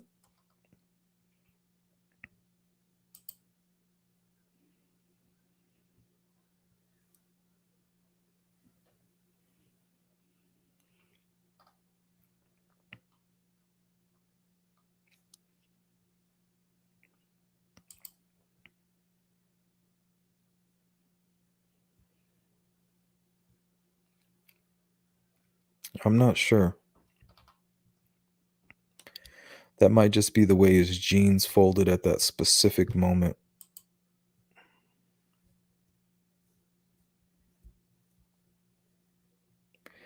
Yeah, there is a lot of discussion about cameras, and right after the crime, there was a YouTuber by the name of Julie Melvin who went just, I believe, a few weeks after the murders took place. And her husband were out there filming. They went all the way across the bridge. And when they got all the way to the south end, they did mention that there was a deer camera. A deer camera and a deer stand. Like right there. I always thought that was a strange place to put a deer stand.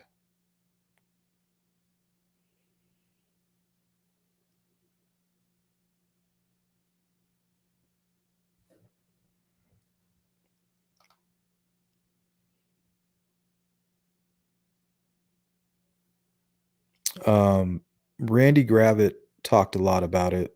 He has some information on it and on that property right there on the south end of the bridge where the private drive heads. Let's see. What's up, KA? Sleuth Intuition dude, right? There is a reason BG caught them on that end of the bridge.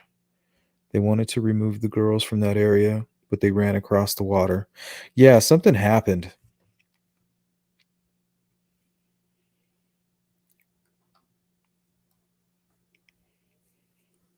I always thought maybe they tried to sexually assault them, and the girls just said, not today.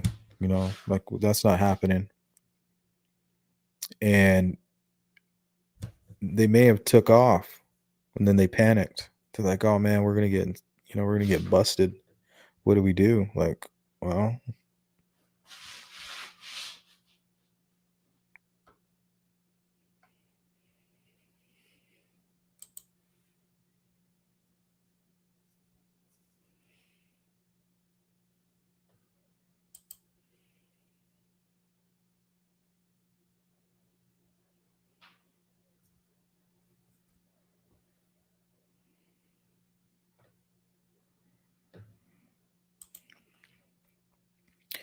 Zen Monkey says, it's my belief the audio and video is a red herring because poor quality, just white, 5'8" to 6 foot.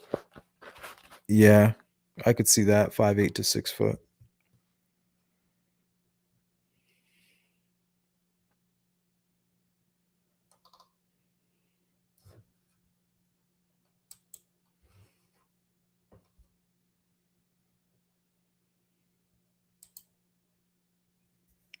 Amanda Clark says, not a super skinny guy, but not as fat as he appears because he has so many layers and baggy jeans. Yeah, I'm in agreement with that.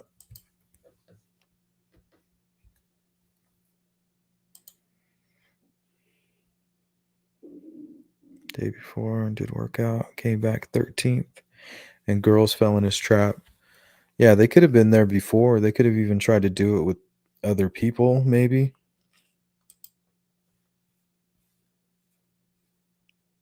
Yeah, the private drive makes perfect sense.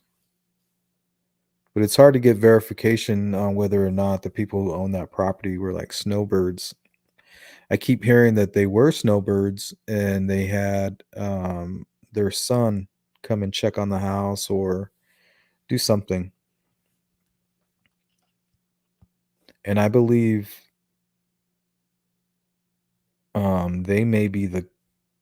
they may have lawyered up as well, from what I understand.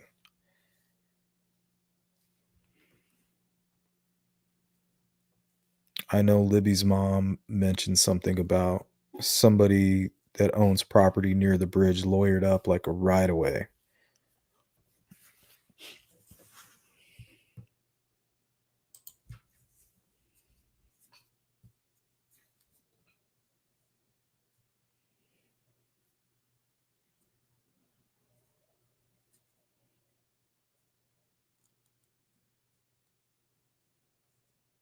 Yeah, that's what I heard, Mandy.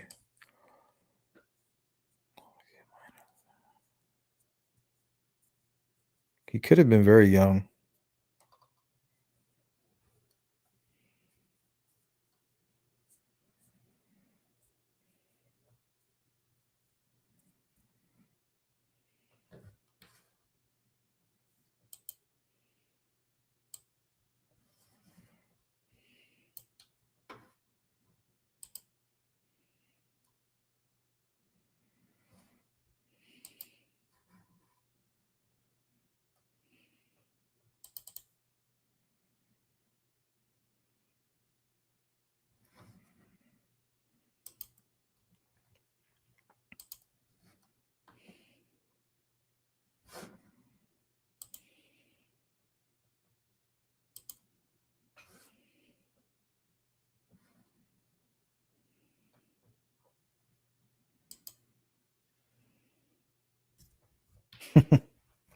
Right? He's like, oh, damn.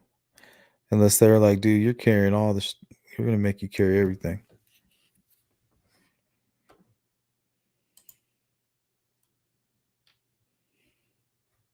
So before we head out, I wanted to go ahead. A couple people mentioned it in the chat. And there was a video that was put out by uh, True Crime Investigates. So we'll take a look at that. And I found it interesting because I'm also going to show you an image that I put together the best I could from just working with all these damn variations of the bridge guy. Let me share my screen real quick.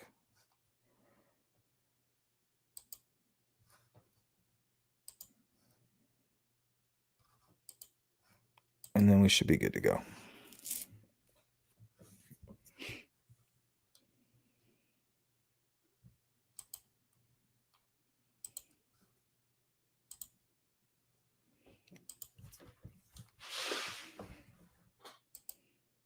Charges have now been officially filed in the Lake County Superior Court Criminal Division 2 in Indiana against 52-year-old William Roland Brittingham III. Those charges include kidnapping while armed with a deadly weapon, criminal confinement while armed with a deadly weapon, kidnapping while using a vehicle, intimidation, pointing a firearm at another, and battery. On January 14th, a probable cause affidavit was filed by the state of Indiana. Probable cause was found by the judge and an order issued at large bail at $125,000. There was also a notice to the court filed from a foreign jurisdiction, advising the court that Brittingham was in custody in the Hall County Jail in Nebraska.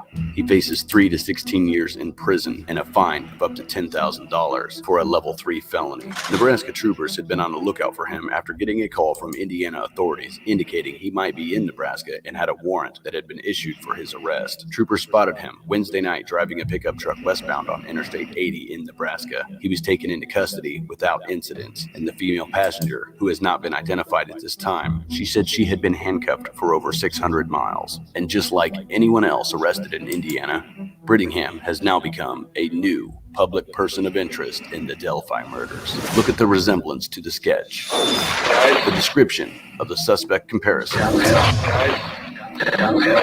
Is he the elusive killer of Abby and Libby?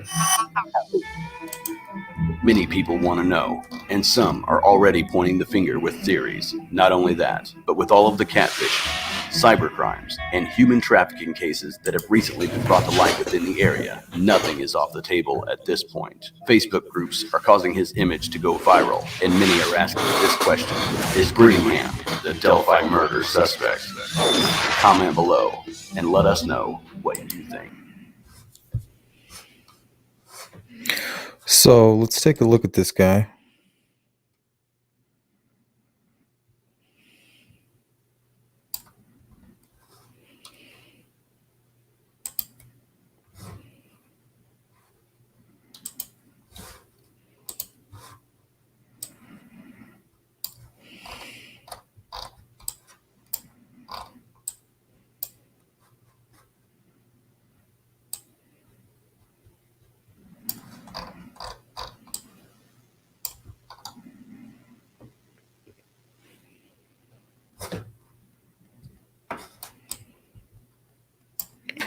I see a little resemblance.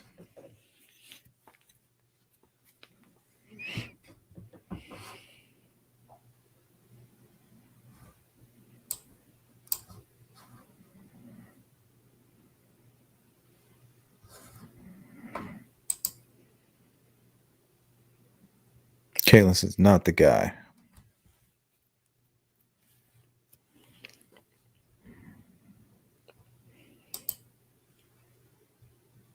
Mr. Blobby. Yeah, he is pretty blobby. I'm working on a better one. It's evolving. For me, it's all about the cheek.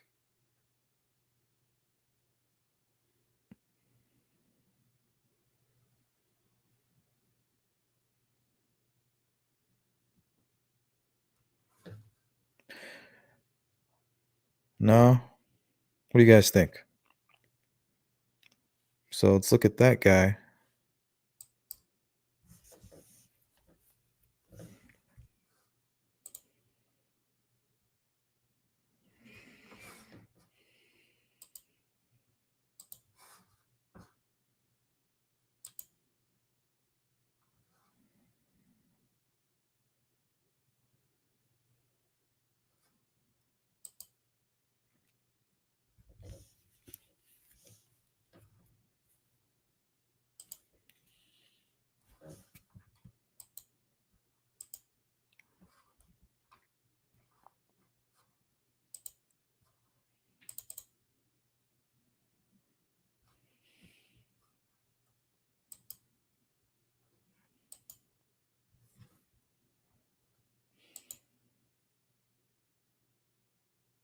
All right, guys. We're about to hit the 2-hour mark, so we're going to close her out here.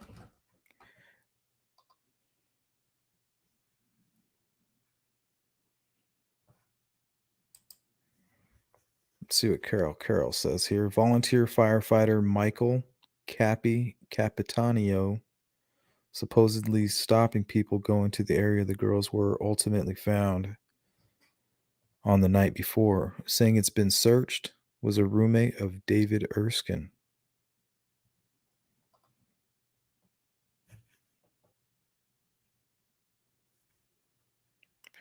Huge claims need some huge evidence.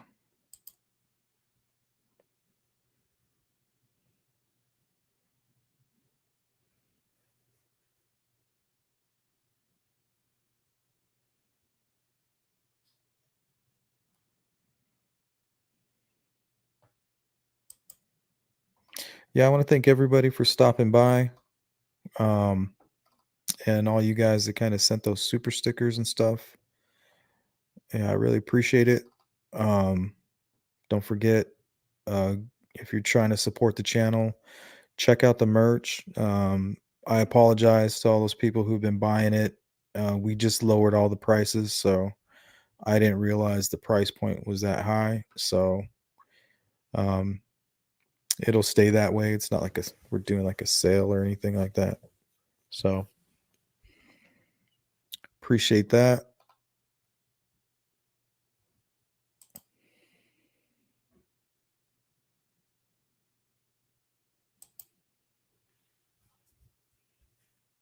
Oh yeah. The cheeks.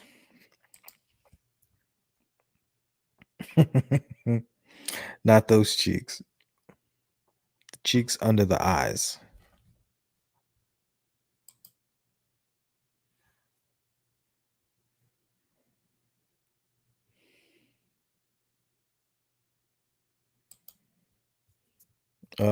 Caitlin just made it official.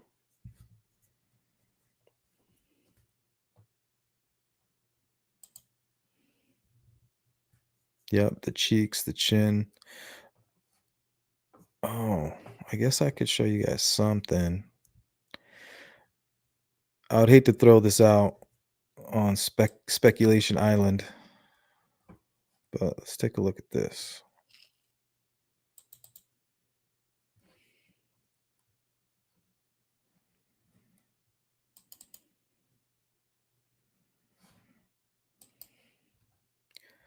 I found this gem hidden amongst all the motion and chaos.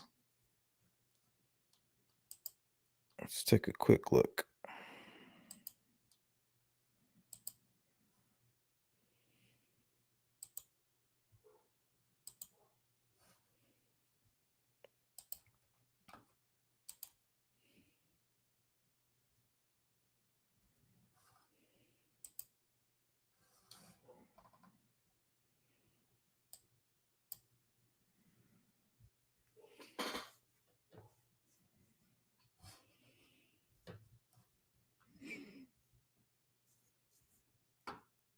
I actually found that yesterday.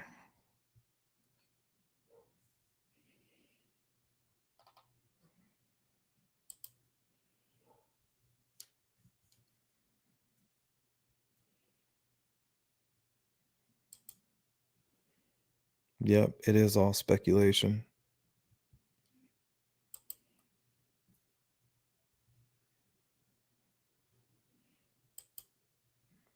Yep, it's Harvey Picasso. Huh. Guillermo.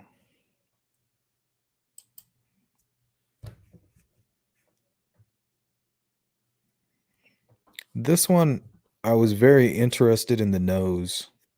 You see that nose? See that? Let's take a look at that nose. I've seen that nose.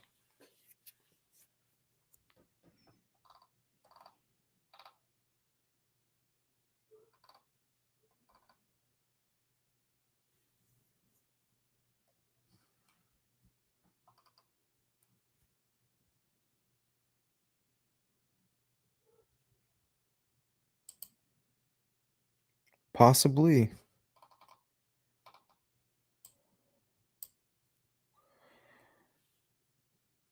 But what it looks like is somebody's face with something covering their mouth with a big old schnoz.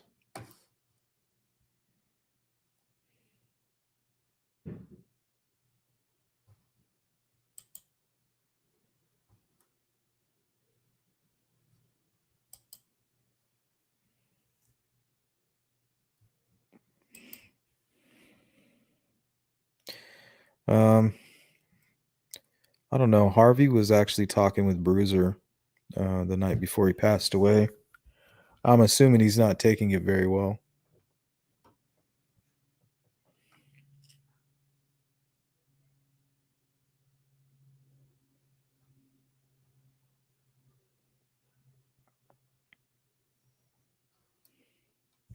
The Man on the Moon.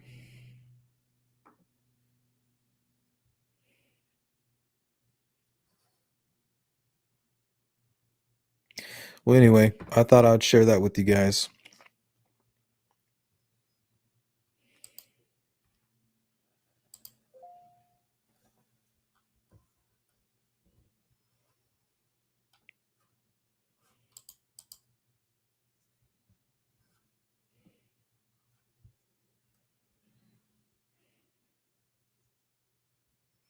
Yeah, I just snatched it.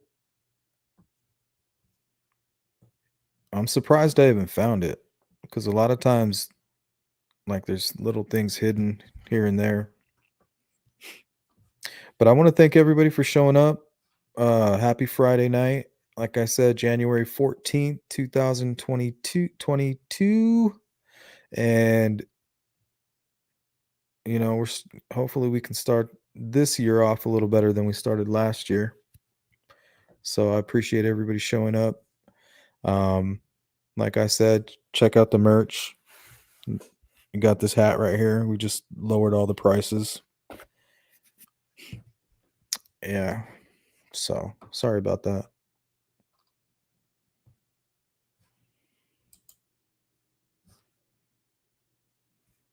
All right, you guys be safe.